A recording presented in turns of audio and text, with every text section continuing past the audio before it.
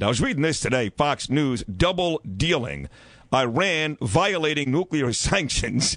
This President Barack Obama getting this deal done while they're still burning American flags in the streets of Tehran. It's unreal.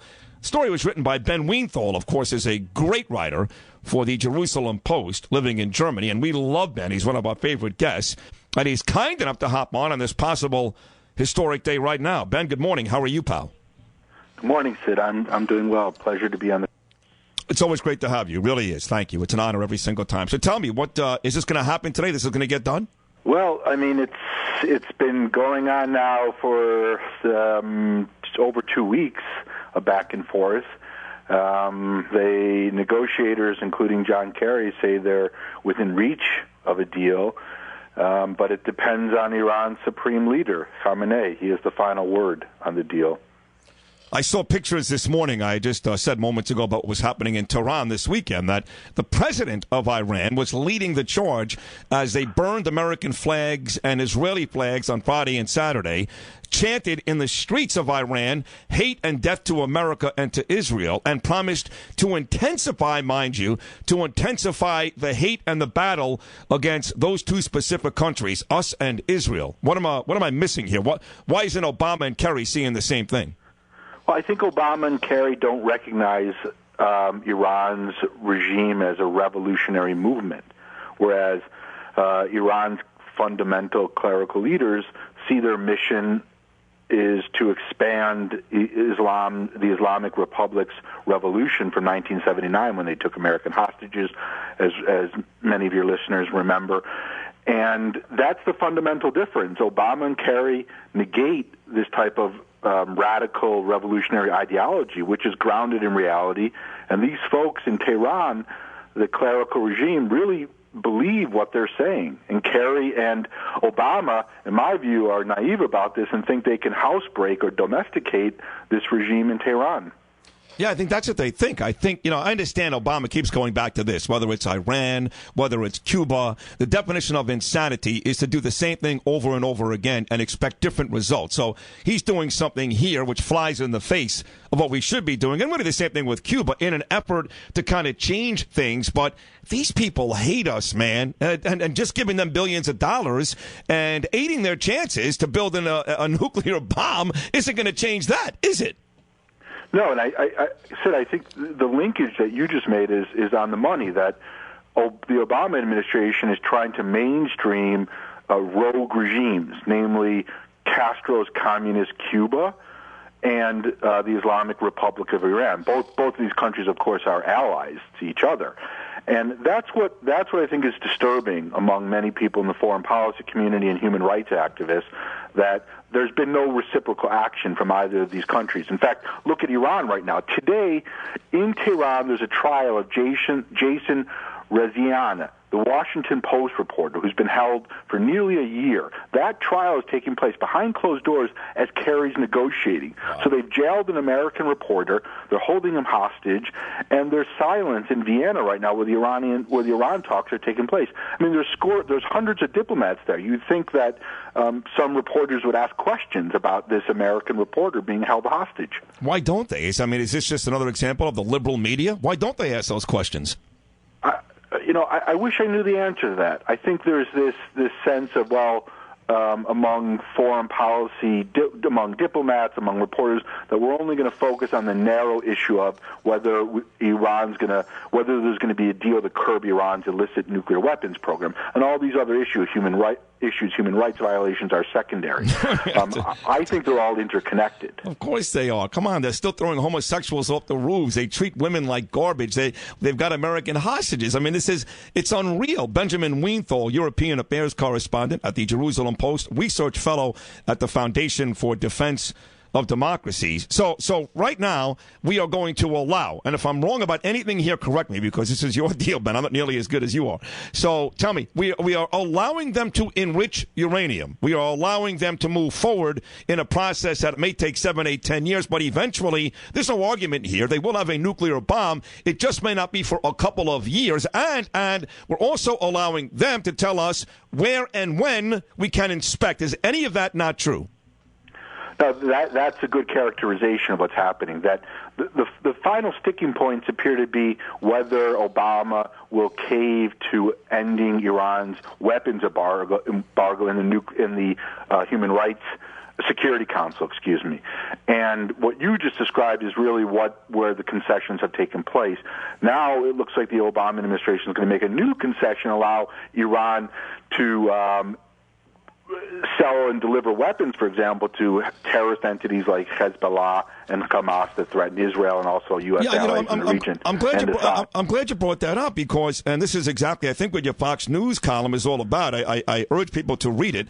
Double dealing, Iran violating nuclear sanctions even as talks drag on. So they're in the midst of doing that right now, and that is a violation, yes? That is. What my colleague and I, Emmanuel Ottolenghi, uncovered in a German intelligence report and in conversations within German intelligence sources is that Iran has sought and bought nuclear and technology for its weapons program and ballistic missile technology in Germany between 2013 and June 2015. Now, this is completely illegal, and the Obama administration and the Europeans should be sanctioning and penalizing Iran for this activity, but they appear to be so obsessed with reaching a deal that they've apparently ignored these violations. Nobel Peace Prize. This guy Obama should be put in prison. I mean, I hate to say that. It's going to upset some of my liberal audience, but I mean, my God. Now, I know a lot of countries, about 6 countries involved in this thing, trying to get this thing done. I don't think China and Russia are 2 of those countries, huh, Ben? No, the Russians are basically serving as Iran's lawyer in the negotiations. The Chinese just arrived, I believe, either last night or this morning. I have to check my Twitter feed. But the Russians really are sort of the main advocate of the Iranians within the P5+1, the world powers who are negotiating with Iran. What if Congress decides to shoot this thing down because of the other countries' participation and how far this thing has moved along? What happens then? Well, yeah, that's a really interesting question because Congress now has 60 days to review this agreement once they do reach an agreement, and they can either vote for it or against it. If they secure a veto-proof majority, then the deal won't be implemented.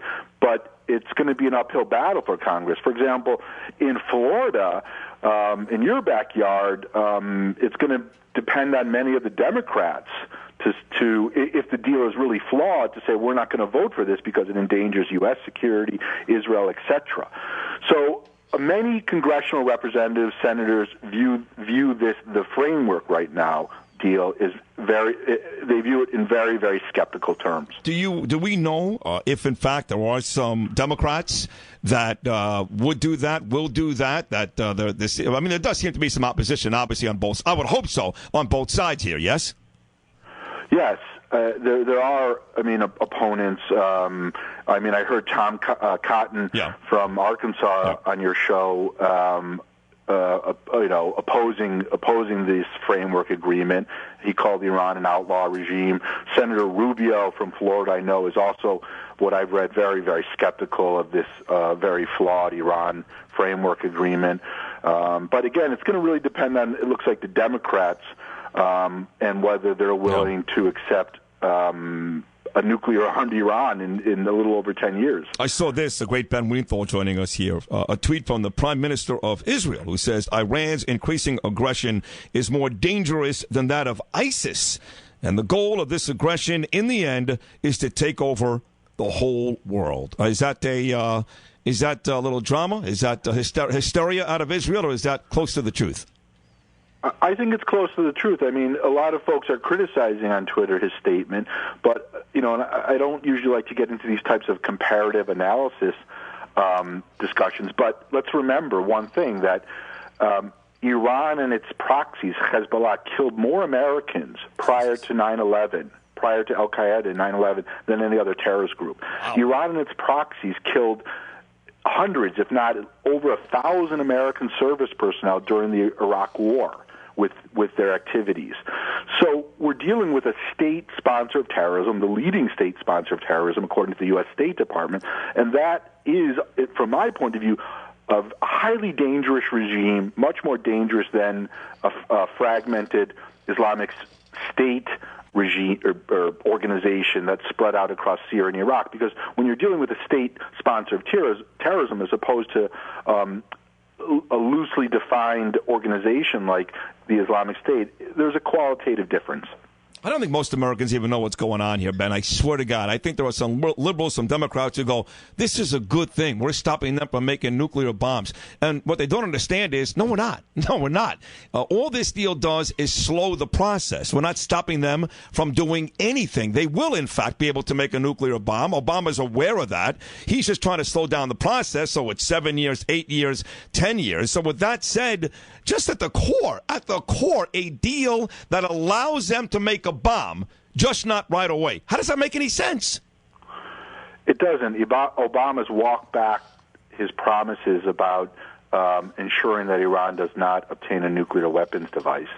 And as you point out, right now the departure point for this administration is simply to manage Iran's nuclear weapons program and kick the can down the road so that when Obama's out of office, his successors will have to deal with a nuclear-armed Iran, in my view. Right. The next poor bastard, just like Bush, after Clinton, they bombed the World Trade Center in 1993. The buildings didn't fall down. Here comes George Bush, and a year later, they knocked down the World Trade Center. I mean, that was, you can say what you want about Bush and his failed presidency, especially his second term, but that poor guy was in the wrong place at the wrong time. Right. And, there are critics who say, well, let's wait and see what the details of the agreement are in Vienna. But the bottom line is we know what the outlines are of the agreement. We know the concessions that have been made. And at this point, it's clear that we're dealing with, and I agree with Charles Krauthammer, the national syndicated columnist, that it's the worst diplomatic agreement in the history of American foreign policy. Did you actually say that, the worst in the history of foreign policy? Yeah, I'm paraphrasing, but along those lines. That is unbelievable. But again, you give me the percentage, 50%, 70%, 90%, Ben, that this thing does get done today. Well, it's not. I think it's a question of. It's not a question of if. It's a question of when. Right. The Iranians have a bottomless level of patience, and they know how to exhaust their negotiating partner, that is the U.S., in order to squeeze more concessions. So if it's not done today, it'll be done tomorrow or perhaps next week. Right. Again, I just think it's a matter of time because the Iranians have out-negotiated, So there's no chance that Obama wakes up one morning, right, and he goes, you know what am I doing here? Well, I mean, concession after concession, what am I doing? Here's the deal. No deal. It's coming off the table, and we just bomb the living daylights out of those bastards, kill as many of them as we possibly can, knock out as many sites as we possibly can, and say, you know what, we decided we're not going to do deals with people who want to kill us. Is there any chance that can happen? No, not with this administration. Obama made an empty promise that all options are on the table, including the military option. And then he said in an interview that the military option would not work, which of course is from my perspective, false. Of course. The U.S. has deep bunker bombs that could knock out these hidden facilities and knock out, as you point out, all these military sites. But putting that aside, the problem is Obama's going to try to push this as a situation between war and an agreement, and that's a false dichotomy that he's going to go on the offensive and try to win over public opinion and also congressional opinion. Because the real option here is not between war and this deal. It's between getting a better deal and a flawed deal. Right. Ben, tell me this. Are you in Germany this morning? I am. What is the talk there, moving off of the Iran nuclear deal for a second, about Greece? I know that of all those countries in Europe that really kick in a bunch of bucks, Germany is right there near the very top of the 19. And I guess the Greeks, there is a deal done now to help out the Greeks after a brutal couple of weeks, and really a brutal 5 years. What is the talk on the streets of Germany about Greece accepting the new deal? Well, it looks like Chancellor Angela Merkel prevailed over her finance minister, Wolfgang Schäuble, who wanted to impose more austerity on the Greeks. The bottom line here is Germany's the economic engine of Europe and will control the whole Greek, whether there's a Grexit, whether the Greek leaves the European currency or stays in. And right now, it really depends on the Greeks. The Germans, the German press, particularly the largest paper here, the Bild, has been ramping up the rhetoric about pushing Greece out of the euro currency. So I think among the public here, there's a sense that enough is enough. Greece should just leave. It's too much of a burden. And you hear that among many of the politicians, including the left of center politicians who showed sympathy. There's a sense of that they're just severely fatigued with this left-wing government in Greece. It is amazing, though, how all these countries in and around Ben, whether it's Greece or Italy or Spain, they're all broke. I mean, they're all. If they were a business in the United States, they'd go out of business. What's going on there? Yeah, Greece has had a history of socialist policies and lacks, I would argue, the sort of initiative of the American free enterprise system. And they haven't developed key industries. They rely heavily on tourism, but of course you can't just rely on tourism. Yeah. And many of the other countries in Europe are experiencing, as you point out, the same problem, like Italy, Spain. These are countries that are have partially socialist economies and simply can't afford it. So Europe is in a really tough situation. I don't think it looks good for many of the countries, at least in the southern part of Europe right now. Wow. Well, okay. Well, it's a pretty depressing conversation. I love you. I mean, you're not good, really, Ben. You're great. But between this horrible deal with Iran, Europe basically going out of business. We didn't even touch on ISIS yet. The whole freaking world is falling apart. Thank God for the football giants. Right, and the other thing to remember, even to make your day even more depressing, is the problem with Islamic State fighters returning to Europe. Yeah, tell us about that. I did see that. Quickly, give us a quick summary on how depressing that is. Well, you have tens of thousands of Islamic State fighters from Europe right now in Syria and Iraq, and many of them are returning. The Europeans have very porous border control security, and they can't surveil all these folks, including some of whom I read are now disguising themselves as refugees from Syria and Iraq and managing to meander their way into Europe. And, of course, who do they attack right away? They attack European Jews, as we saw in France and Belgium, and in Denmark. But France and Belgium, of course, those were Islamic State supporters. So it's a very dangerous time. Especially, you said for the Jews. I know that's one of the things you do cover, Ben. You are Jewish living in Germany, but you do write for the Jerusalem Post. And we've had these discussions before. First time I ever saw you, actually, was with Glenn Beck. I saw a little video, and I go, I got to get that guy. That guy's really good. That anti-Semitism is bigger than ever in Europe, right? I mean, bigger than ever. It is. I mean, I define it as weaponized anti-Semitism or lethal anti-Semitism. It's reached a point right now where if I was a young Jew or an older Jew, I would argue, it's time to make aliyah, that is, emigrate to Israel or relocate to North America, Canada, or the United States where Jews aren't threatened by this type of Islamic terrorism and sort of soggy European appeasement that ignores these growing radical Islamic threats and also dismisses their concerns about safety towards Jews. Wow. That sounds depressing, but look, it's true. And I see that happening with French Jews. I see that happening with German Jews who are fed up and are saying, you know what, Israel's the only country where there's safety, and we're going to make aliyah. We're going to immigrate to Israel. And hopefully that remains the case. Of course, Iran will have something to say about that if, in fact, this deal goes through. In a decade from now, they've got a nuclear bomb. Hey, Ben, excellent job. We will continue to read your work, Jerusalem Post, Fox News. Your tweets are great. Follow Benjamin Weinthal on Twitter, European Affairs correspondent at the Jerusalem Post, research fellow at the Foundation for Defense of Democracies. Excellent job, Ben. Thank you, good buddy. Great. Thanks, Ed. Excellent job. Ben Weinthal, check him out, as I said, in all of those spots. And Weinthal, check him out, as I said, in all of those spots. And Weinthal, check him out, as I said, in all of those